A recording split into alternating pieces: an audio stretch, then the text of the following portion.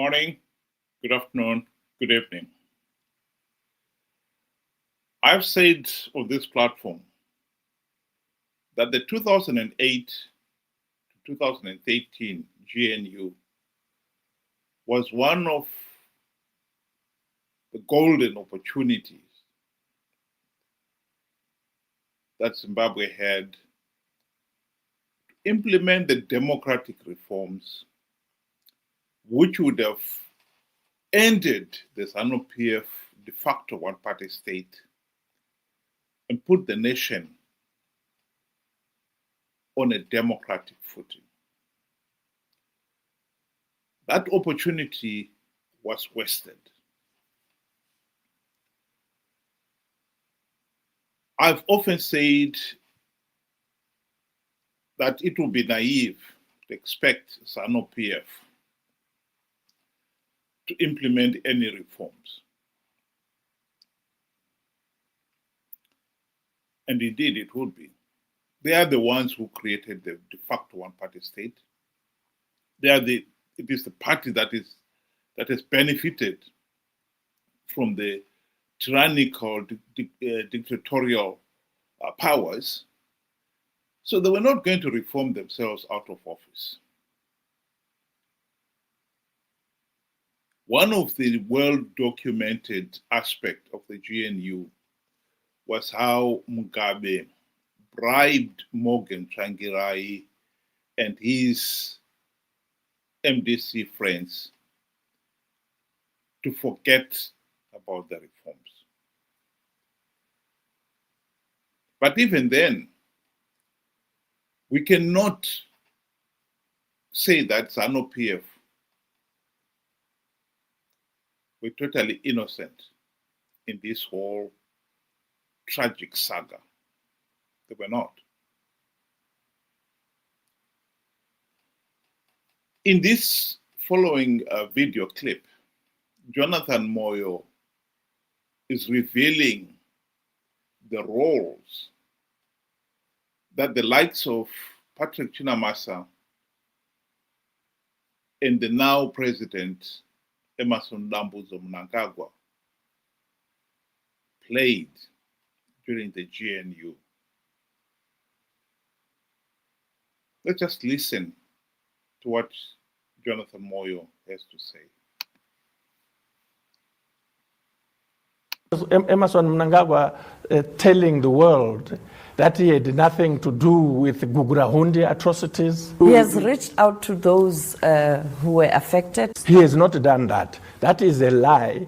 First of all, I was in the leadership with him during the making of Zimbabwe's new constitution that was adopted in 2013. Emmerson Mnangagwa and Patrick Chinamasa, who were the frontline voices for ZANU-PF during that process, fought very hard to ensure that the national peace and reconciliation process that is in the Constitution does not have the teeth. Or see light of the day. First of all, they didn't want it. They are the ones who opposed it in ZANU-PF. Emmerson Mnangagwa and Patrick Chinamasa led the opposition of the National Peace and Reconciliation Commission. They did not want it. They came to the Politburo. We had long nights debating. One of the contentious issues is that they didn't want that commission at all. Emmerson Mnangagwa, I want to say and place this on record, did not want the commission. That's number one.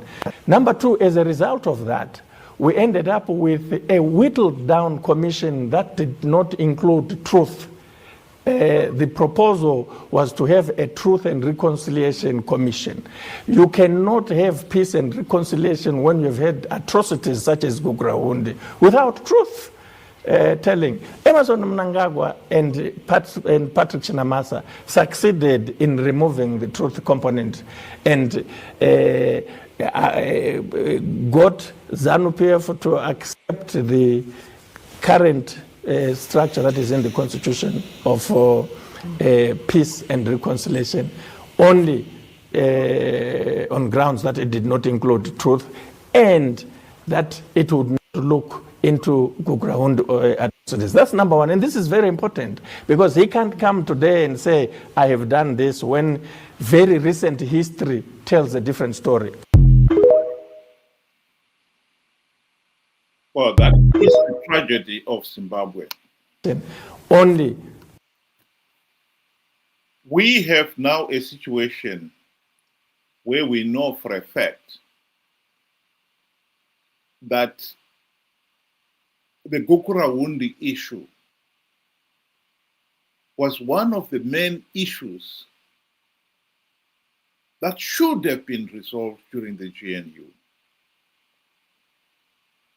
There are many other issues, such as making sure that we've got free, fair, and credible elections, an independent judiciary, an independent SEC, etc., etc.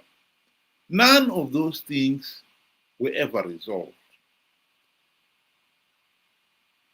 And now we learn that from the side of ZANU-PF at least,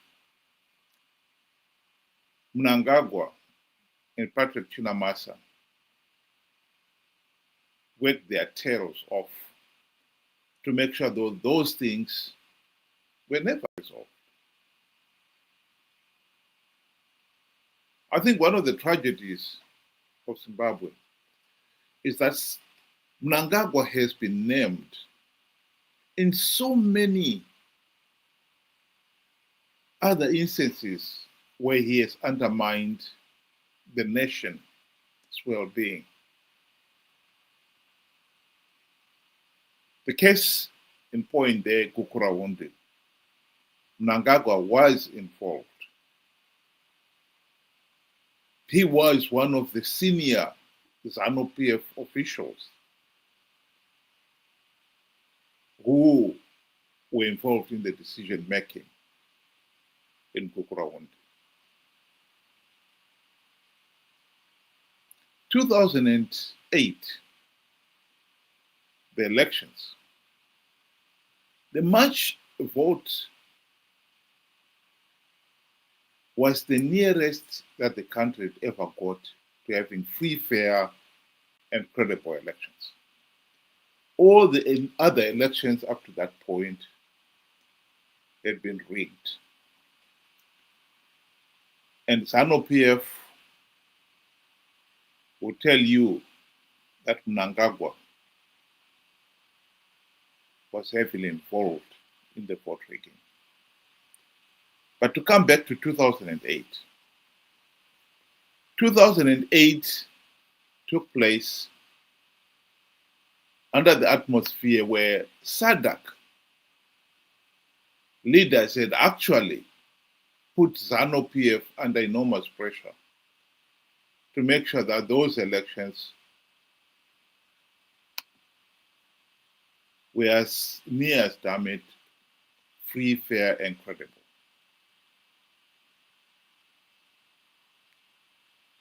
In 2007, ZANU-PF had subjected the opposition to brutal attacks.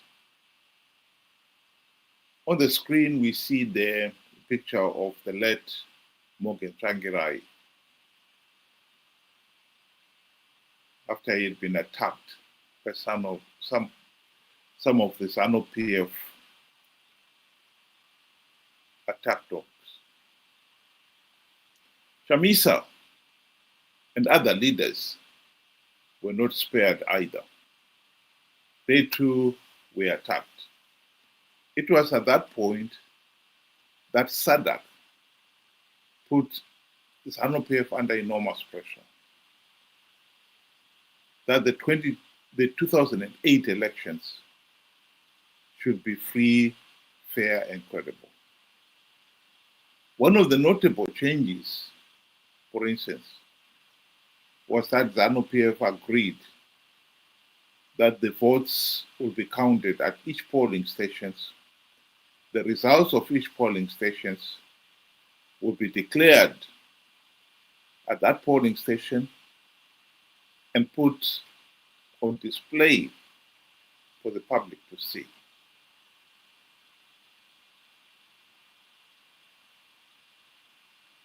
That was a very significant move, which ZANU-PF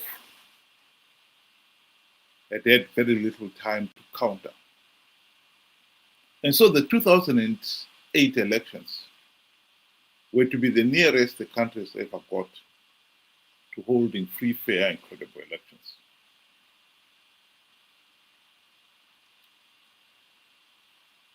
But before the results could be declared, when it was clear that the opposition were going to win, it was none other than Mnangagwa and Chiwenga who stepped in and decided to take over the whole electoral process.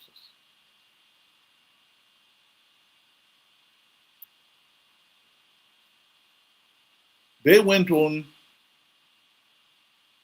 to recount the votes, and most notable of all, whittled down Morgan Tsvangirai's victory to 47%, enough to have the runoff. Here is Dr. Ibo Mandaza speaking in South Africa on that very issue of the 2008 elections. I also know that Mugabe conceded defeat on 2008. He phoned Mbeki and Obasanjo to concede defeat. I hope that Thabo Mbeki and Obasanjo will one day make that public. But one of them, I won't say which one, told me that Mugabe phoned them that Saturday night and said, look, I lost the election and I concede defeat.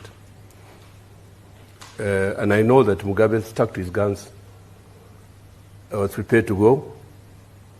His wife was since bags packed to go somewhere on the following day when Mnangagwa and Chiwenga approached him and said, you stay where you are. And then they contrived the runoff, sadly with the help of South Africa. And runoff took place, very violent. 360 people were killed. The South African, I came here as part of a delegation to Cape Town to see members of the ANC. I don't want to mention names, they're my friends. I saw them, and through them, a cabinet committee subcommittee of South African cabinet was set up on the Zimbabwe issue. It was on the basis of that cabinet committee that South Africa did not recognize the runoff. And indeed, it was the basis of that committee that Thabo sent the generals to South Africa, to Zimbabwe. I met them, and I was one of the few to have read the report, because I was flying to Joburg in the company of General Romano, who was a friend. He passed away. No? And I also took people who had lost their hands in the violence to the South African embassy in Harare. And Romano broke down in tears. How can a liberation movement treat these people like that? He was a broken man. So there's no doubt at all here in South Africa as to the brutality of the regime in Harare. So it amazes me, it angers me, in fact, when I hear the nonsense coming out of people like Mbalula's mouth. They know it. I think what is really tragic here is that when you look at the history of Emmerson Mnangagwa, here is a man who by all accounts should have been sent to prison for any one of those political machinations he was involved in. He should have been sent straight to prison for it. Gukurahundi, the 2008 election coup, the disruption of the GNU, the 2017 military coup, any one of those, he should have been sent to jail. And yet, he is the man in State House. And not only that, when he came in on the cocktails of the military coup, he went on to continue rigging elections. He blatantly rigged the 2018 elections and then the 2023 elections. And now he even has the audacity to seek to extend his rule beyond the stipulated two-term limits.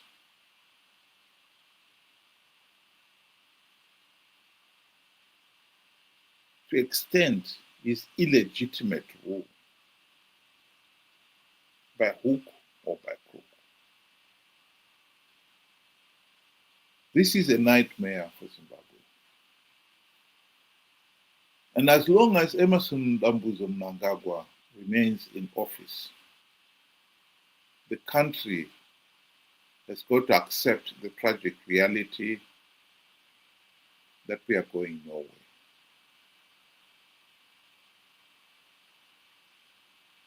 SADC and the AU condemned the 2023 elections as flawed and illegal. And he had the audacity to say publicly that he doesn't care. Here he is telling his supporters to ignore what SADC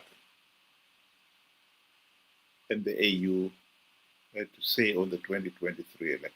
Vana vakatuka ZANU-PF kana ini ndonyanyisa kufara kuita zvakanaka. Ukavona vavengi vako vachikurumbidza unenge uchikanganisa. Ukavona vachiti ZANU-PF yakaipa, farai. You are doing correct things for your country. Hongu takaita maelections edu kuna vamwe vaitaura zvisina musoro zvikanzi maelection anafamba zvakanaka ndezvavo.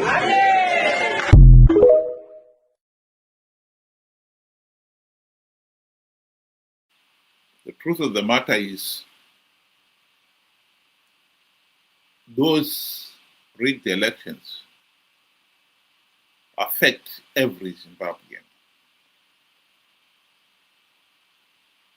Because the right to free, fair, and credible election is more than a right. It is the essence of good governance. And Zimbabwe is in this political and economic mess because for the last 45 years and counting, we have failed to hold free, fair, and credible elections. And we have paid dearly for that mistake. Process that. And this is why we are where we are.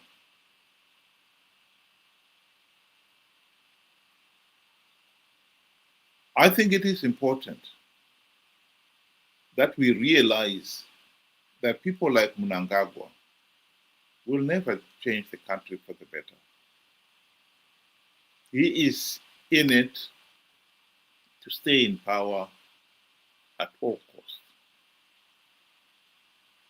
Yes, in this video clip, Professor Jonathan Moyo was talking about the Gukurahundi and how that process was compromised by Mnangagwa. But the truth of the matter is, the whole GNU failed to deliver the necessary changes that would have changed the country for the better because of people like him. Yes, Morgan Tsvangirai and his MDC friends played their part. Mugabe bribed them, and the rest is history, as they say. Nonetheless, the likes of Emerson Dambuzo Mnangagwa played a major part, as Jonathan Moy has just confirmed.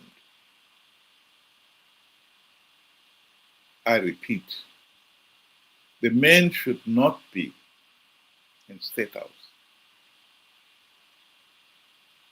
He should be in prison. And the longer we keep him in State House,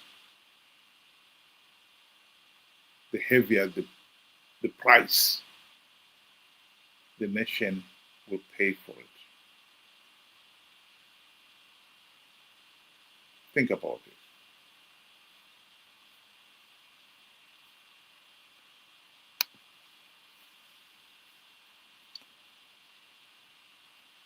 I'd like to thank those of you who were able to join tonight, and